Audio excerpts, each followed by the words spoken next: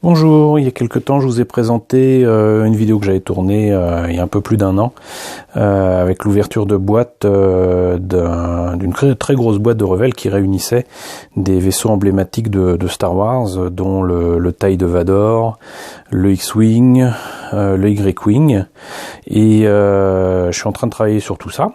Et je me suis dit que ça serait quand même sympa de vous montrer ce que ça donne une fois monté, mais surtout une fois un peu modifié, parce que sur ce X-Wing par exemple, j'ai fait quelques petites modifications et je me suis contenté de faire un léger voile de blanc à bombe, et je suis très étonné du résultat, sincèrement. Ça fait toute la différence. Bon, avec des lumières artificielles comme j'utilise là, pour l'instant, c'est pas super évident à voir. J'aurais préféré vous montrer ça dehors comme je le faisais avant, mais je n'ai malheureusement plus de terrasse, donc c'est un peu difficile de faire ça à la lumière du jour et dans la tranquillité toute relative de la campagne. Mais sinon, vous pouvez peut-être le voir ici. J'ai repris certains marquages qui étaient déjà prépeints sur la maquette. J'ai fait du weathering, des patines et des jus sur beaucoup de parties du vaisseau. J'ai rattrapé un petit peu le pilote. J'aurais pu faire un peu mieux pour le R2, mais bon, il est déjà pas mal. Et voilà, donc les bandes rouges, jaunes, marron, grises, ce que vous voulez, ont été repris un petit peu au feutre Gundam, c'est-à-dire les comment on appelle ça, les Real Touch Markers que j'apprécie tant. Et pour le reste, donc c'est surtout des jus noirs et des jus marrons, donc je trouve quand même que le résultat est vraiment très honorable et tout à fait sympathique.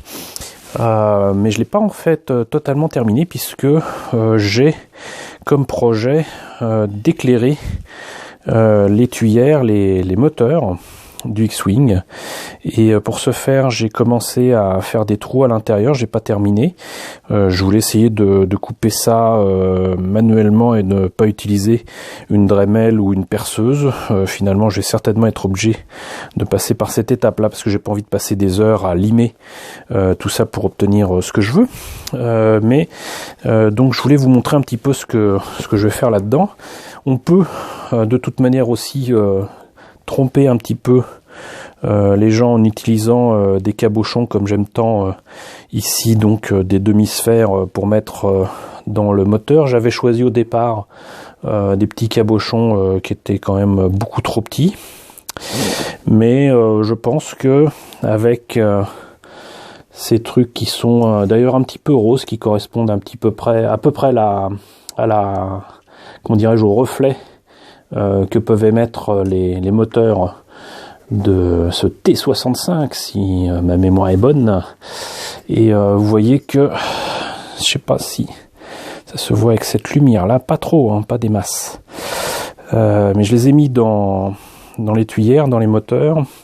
Je vais essayer de déplacer les lumières, voilà. Et là vous voyez que bon, déjà on peut tricher un peu là-dessus. Mais ça vaut pas un éclairage à l'intérieur qui sortirait donc des moteurs. Et comment vais-je éclairer tout cela, me direz-vous, pendant que je perds mes petits cabochons par terre, que je ramasserai une autre fois?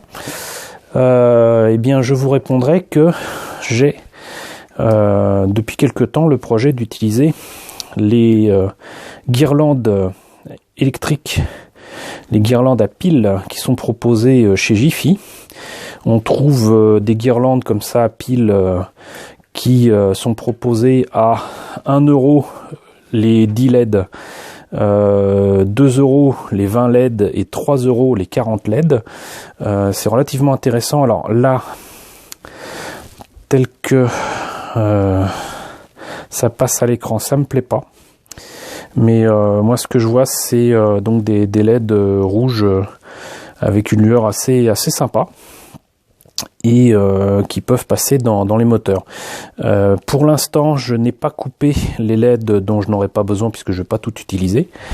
Je vais en utiliser que 4 sur les 10. Mais ce que j'ai commencé à faire, c'est de mettre du papier d'aluminium autocollant autour des LED pour éviter les fuites lumineuses.